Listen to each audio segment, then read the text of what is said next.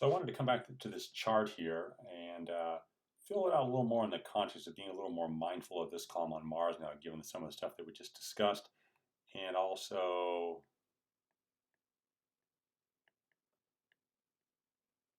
discuss the atmosphere on Mars just a little more carefully in this context here.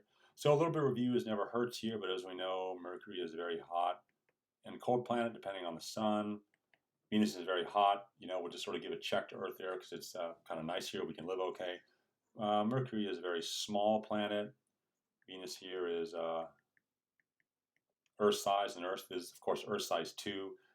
There's no geology on Mercury, and really none on Venus also, other than volcanoes. And in particular, there's no plates that slide around. Okay, Earth has the geology, the volcanoes and the plates and things. The rotation of Mercury is very slow, as is on Venus here, and of course we have once every 24 hours. That's our rotation. There's no atmosphere on Mercury. Very thick CO2 on Venus, of course, and sort of a nice nitrogen and oxygen atmosphere on Earth. Gives us the beautiful blue skies. There is a magnetic field on Mercury, but it's small and of unknown origin here. There's no sort of measurable magnetic field on Venus here, and of course we have a nice magnetic field that keeps us nice and safe from the solar wind. And of course the good old Goldilocks thing here, too cold and hot, no one wants to go there. This is too hot, Earth is just right. Okay, now what about Mars? Okay, let me start first with the atmosphere right here. This is sort of the key takeaway from this particular slide here. So Mars has a very thin atmosphere, very, very thin. It does have one, but it's very thin. And the composition of it is something like 95% carbon dioxide, so thin, and 95% CO2. So there is carbon dioxide in Mars's atmosphere, but it's very thin. And so the greenhouse effect has not taken over on Mars, or if it was once there, it's certainly gone now. It's not enough CO2 to do any of this heat trapping.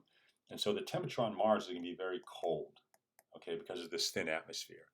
And so, well, what else is in Mars's atmosphere? Well, something like, less than 1% is oxygen, something like maybe 3% nitrogen, something like that, and it's even like 2% argon, okay, that sort of thing. And so if you watch the last video on the Allen Hills meteor, these would be the trace gases that were sort of identical into some cavities in the meteor in terms of the atmosphere on Mars, that kind of thing. But the bottom line is that Mars is going to be very cold. So once again, I'll go back to this picture from the movie The Martian here. So what are you looking at here, being on Mars? It looks very comfortable, and the movie makes it look very inviting. But of course, you have the issue with the solar wind. Just going to get hammered here because Mars doesn't have that magnetic field. So being on the surface here is going to be very, very dangerous. Okay, so again, the solar wind, all of these protons and electrons are just going to be streaming down, hitting the surface. And so the surface here is going to be very sterile. If there was anything like bacteria or microbial life or anything that might have been trying to exist there, well, it's just not, because it can't survive the solar wind. And so the next thing that, of course, you're going to witness on this atmosphere is going to be very cold there too, because there's a very thin atmosphere. And of course, thin atmosphere is like, basically no heat trapping. So Mars is nicely illuminated by the sun, but nothing's going to hold that heat towards the planet to warm it up a bit. So this is sort of what you'd get, when you're walking around here. I mean, it doesn't look like this uniform here, this astronaut uniform, doesn't look very warm and insulating to me, and it doesn't look like there's very much to protect from the solar wind. But nonetheless, don't look at Mars as a fun, comfortable place to tour or walk around. It just wouldn't be, okay? And just to continue on then here, Mars, again, compared to the Earth, would also be sort of a relatively small planet. There's no known geology going on. The rotation is about once in 25 hours or so it's similar to Earth. So if we did ever go there, we'd see similar day-night cycles here. There's no magnetic field to speak of, so again, the solar wind protection isn't there, and the Goldilocks bit on living there, it's just too cold. So there you go. So they should be the same answers that we got when we discussed Mars last time, filling out this table here, but hopefully that just gives you a bit of context here. It's going to be cold. It's a small planet. There's no geology. Similar rotation to the Earth.